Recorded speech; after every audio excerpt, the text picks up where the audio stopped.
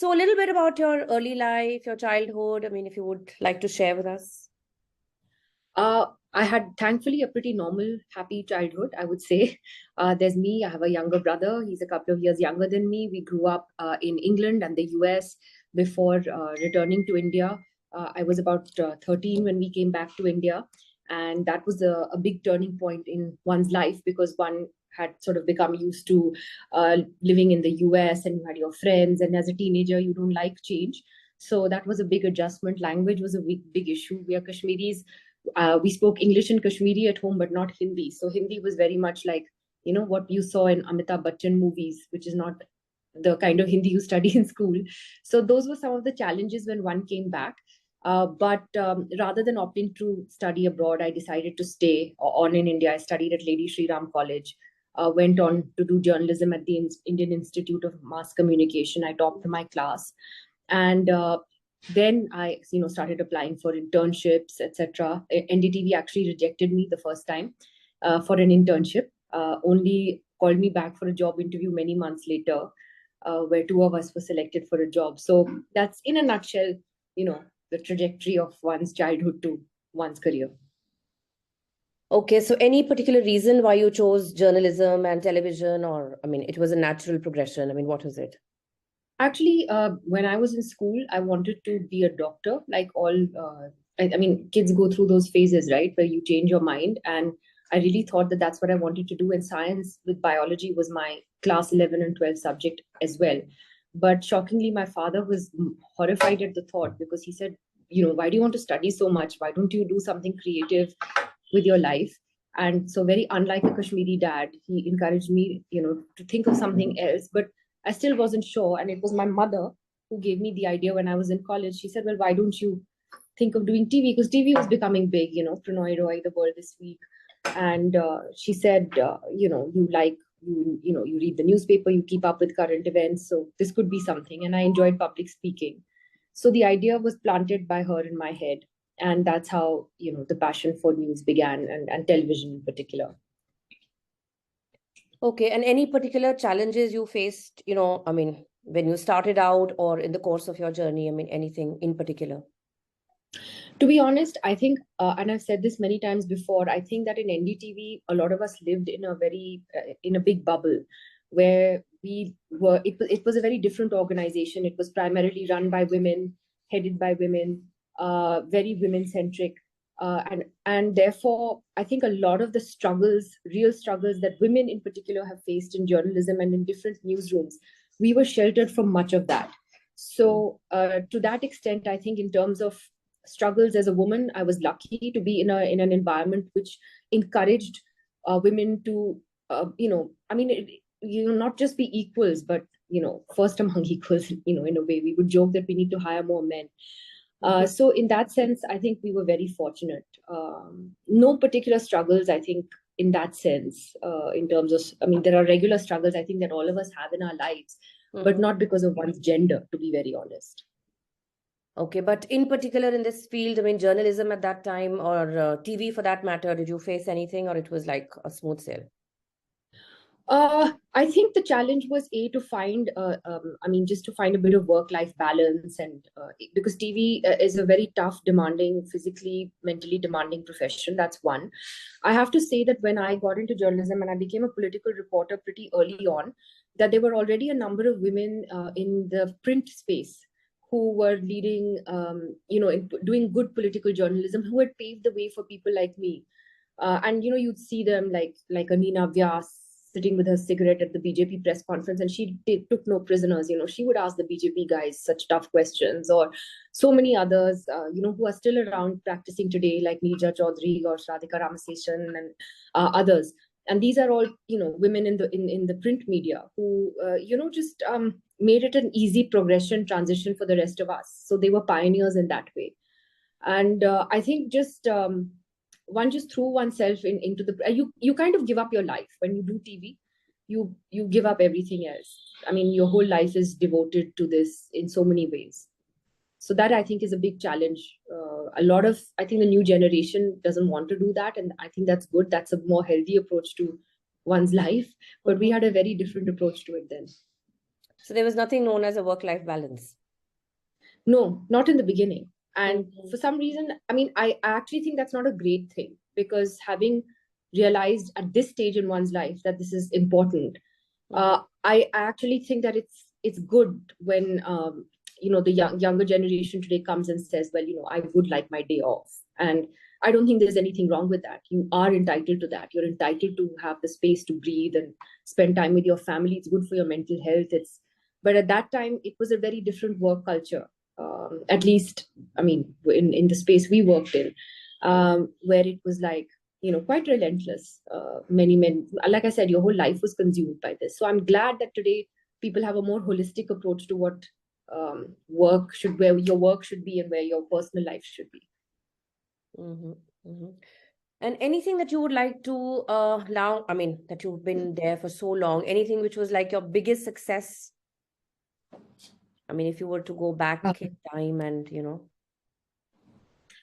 I don't know how to quantify that, because I think that as a journalist, one of the great things about this profession is that you keep learning and you keep growing. Hopefully, not Mhm. many journalists are doing that today, but you keep evolving. I don't know how to quantify success, and I don't know whether that's in terms of awards or just No, personal anything that you satisfaction. remember, okay, this was something that was, I mean, that I wanted to do and I was able to do in that sense. Maybe it was something you Oh, covered, somewhere you spoke or some award, so I whatever. mean, many things. Like, I think early on in my career, I asked Pranoy if I could travel to Tibet to do a documentary, and he said yes. And it took me a year to get a visa, and I went and I filmed it myself. And for me, that was like a huge high. Not Uh, that I was reporting it, but I was filming it on my own and yeah, yeah. putting it out there. So I mean, something small like that. So like that, Yeah, there have been yeah, yeah. many moments in the last 22, 23 years, which one has had the, I mean, pleasure of Mm-hmm. having and seeing. See, it's like something like when you look back and, certain things, certain memories that, just stay with you. That's what I meant by the question. Not Yeah, yeah. Oh, success in terms of awards, like, yeah, but yeah. small little things, which you remember and which kind of make you feel There good. are loads of things. Yeah, Yeah. All right. Okay. And so you say you were there for about how many? 22, 23 years? yeah. Yeah. 22 years. Yeah. So at any point when you felt like saying that, okay, I don't want to do it any longer, or you needed to push yourself to stay motivated, to stay inspired, or it was like always like, Oh you were no, there. I definitely went through that a couple of years ago when I first left the organization for a year. I took a break and I went into teaching for 1 year because I was burnt out and I was tired and I was exhausted mentally, physically, and it was really a very demanding job. Mm-hmm. And in the current media environment as well, it's not easy.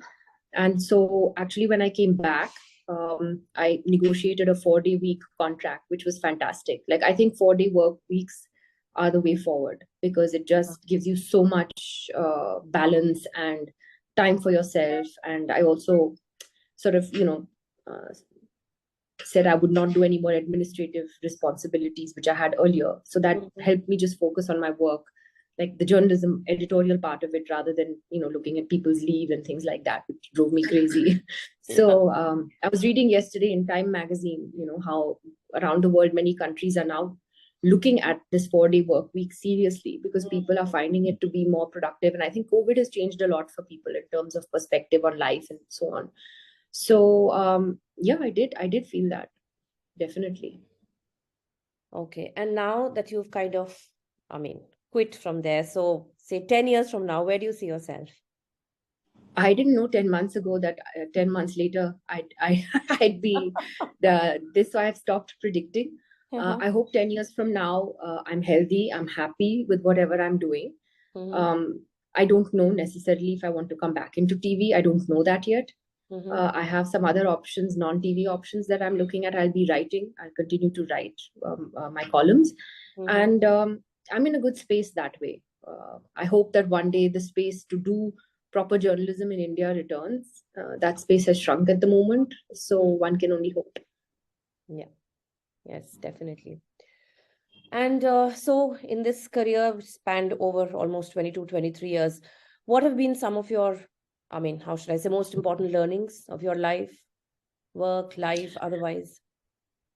Well, one is definitely, what I said about work-life balance and finding, um, you know, I don't think we should take pride in people working 14-hour days. I don't think it's a healthy thing. So I think that's one. Another big life lesson was that, learning to deal with people, being more patient and understanding that not everyone is the same. And, when you're a team leader in particular, that you need to rise above a lot of things and take the team along and encourage young people, young reporters, or whoever in the office, just give them a wider berth and allow them to make mistakes and teach them. So give them a chance. I wish some of the people I worked with had been more accommodating with me sometimes, but I think that that's very important. And as a woman, I would say that it's been a great experience, and there are so many wonderful women who have been my colleagues and continue to be my colleagues and are doing exceedingly well. And I think that the last 20 years has shown me that if you want to, I see more and more women breaking these barriers and coming into the media space, which is really very nice to see. Mm-hmm. So you're a woman who's done so well for herself. So how do you think people react to a woman who's done well for herself? Well, I think a lot of people are encouraging, and there's people like you who would like to talk to me, which is lovely, and it's it's very nice of you. And there are others, I think, who are intimidated in general by women who are independent minded and have strong opinions of their own. So social media is a perfect example of that, where very often women will get trolled for things, um, regardless of whether 10 other people have said the same thing, but it'll be the woman who will get particularly trolled for it. So I think a lot of these guys are just sort of uncomfortable with women who have a mind of their own, but that's too bad. That's okay. I think the positive outweighs the negative. Yes, Much yes, more. definitely. And it has, I think, largely got to do with them and their insecurities rather than anything Yeah, else. exactly. Okay. Another thing nowadays, like I could give you my own example. A lot of people, in their early 40s, late 30s, or maybe late 40s are like kind of switching gears and, starting to do something else. Like I've been teaching for 30, 35 years now, and not that I've stopped, but I started doing this, blogging, writing. I'm also into, writing a book and stuff. So why do you think people are doing that? And is this something healthy, or are we taking on too much, and like we're spreading ourselves too thin? How would you look at it? I think it's a good thing. I mean, I'm one of those people. I'm 45. I'm going to be 46 in April. So I have to shift gears as well, right? After doing this my entire life. So I'll have some connection to journalism. So I'm also looking at something new. And I think, why not? So I actually think it's a good thing, because I think if you are in a reasonably comfortable financial space, as long as you, are practical about it, uh, it's perfectly all right to pursue something else, especially if you've been doing something for a very long time that, in a way, is leading nowhere beyond a point. I've known people who've given up high powered jobs to do something like farming, and because it just made them happy. And life is short. Do what makes you happy, and what pays the bills, but most of all, what makes you happy. So if you can manage practically with covering your costs, etc., go for it. I don't think we're too old, or that it's ever too late to try something new. Why not? Mm, I agree too. So, any advice you would like to share with young girls who are just, on the threshold of their working lives, just maybe college and or maybe just beginning, starting out? Anything that you would like to tell them? I would just say, go for it. Follow your dreams. Do what you want. Be happy doing it. And most importantly, from my experience, being financially independent is very important.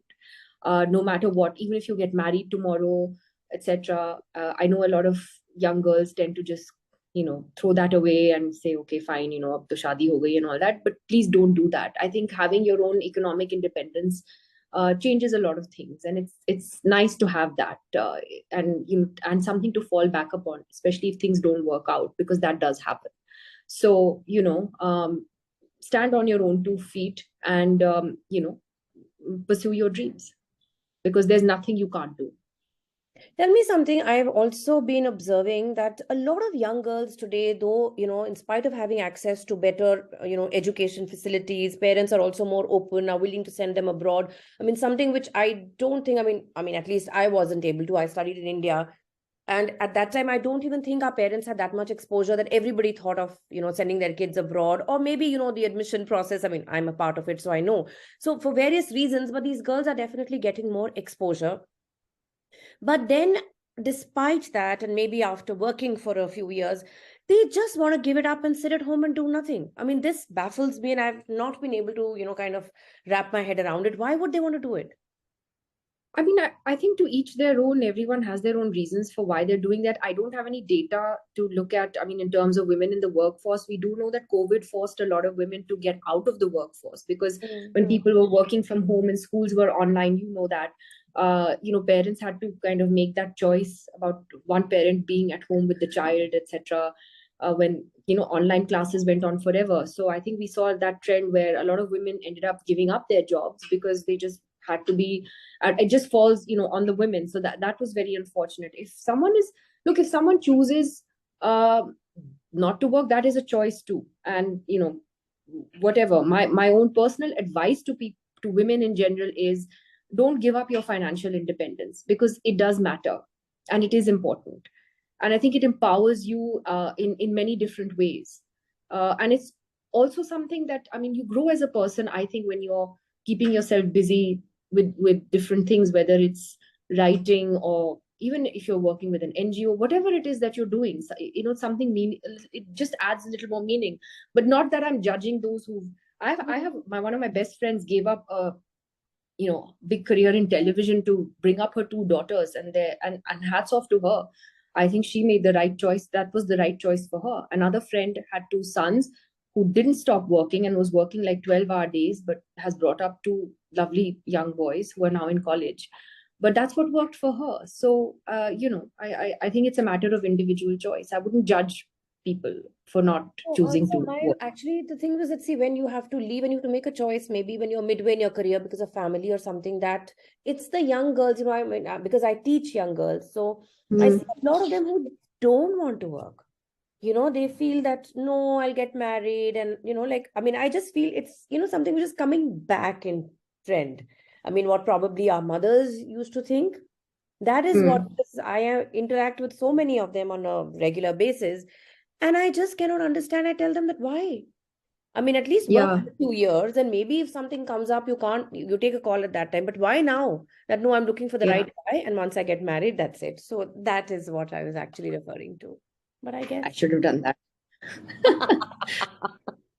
Well, yes. But then what about the independence, which of Yeah, course. I mean, I value it certainly, and I recommend it to all young women. Mm.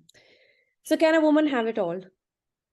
Of course, Yeah. why not? Why Hmm. not? And like I said, everyone's circumstances are different. Um, so I mean, there was a lot of debate about this. The question you asked when the New Zealand Prime Minister Yeah, yeah, I heard. resigned and said that she just had it, and hats off to her for saying that she couldn't take it anymore and just wanted to step back. That's fine. That's her choice. She's done her thing. So you have to know what is right for you. I don't think we should judge ourselves by what society expects from us or what other people expect from us. We Hmm. should do what we feel is good for us. So I think in that sense, one has to be very clear-headed, because I think somewhere when a woman uh, believes that she can have it all, she's taking on a lot more than she can probably handle. And And yeah, true. But I guess a lot again depends on what are your circumstances at home. Do you have help? Do you have, parents or in-laws that can help with the children? Things like that. Do you have a husband who is an equal participant in, you know, the household? And why should it just fall on the woman? So I think a lot depends on your own individual circumstances, and what kind of support structure you have as well in your family. That matters. I think that does matter. so, but do you think somewhere we as women also are to be blamed for believing that we can have it all, and maybe sometimes not asking for help when we should? Unless I Yeah, seek help, nobody's going to come and give it to me. yeah, Like, and I don't think there's anything wrong with it. Ask your parents for help. Ask your in-laws for help. Ask why. What's wrong with asking for help? I think again, it depends on your circumstances. Like I said, this friend of mine who worked these 12, 13-hour days in this high powered position in NDTV, brought up two boys. She had, she has a husband who's sort of very much a active sort of participant, and they share the household work together. They made sure that one of them was always there for the boys at home, things like that. So they worked it out, and I think it worked really well for them. But this other friend of mine, she was the one who left her job to raise the two girls. She said, I don't have that kind of support, and I'd rather spend more time in their lives until they're much older. And then she's actually made her way back into the workspace once the girls, hit their teens, because then, they were a little more independent, and she's doing a lot more writing and things like that, and she's doing really well. So it really depends on your individual circumstances. But you're right, I think a lot of women are reluctant to ask for help, and often end up taking much more on themselves. Everyone also expects, right, that it's the woman. So motherhood, home, cooking, everything comes on the woman. I can't cook to save my life, so I think my family would run away if I even offered it. So that's like great for me. Which I think is somewhere this is just a view, and I think, correct me if I'm wrong, somewhere I feel that it is women of our generation who have tried to make it seem that a woman can do everything and should do everything, which is probably intimidating these young girls of today who feel that, I'm sorry, I Yeah, can't do it all. We somewhere need yeah, to and change that's the fine. narrative and say Exactly. that no, a woman does not need to do it all. You only need to do what you feel you are comfortable and what you can do well. Absolutely. Yeah. Yeah, I agree with that. I agree with that. Absolutely. Because I think I have been, I'm guilty of that. I used to feel that, I can just do just about anything, but that's not true. Yeah. Yeah. So, yeah, it was, I think, great talking to you.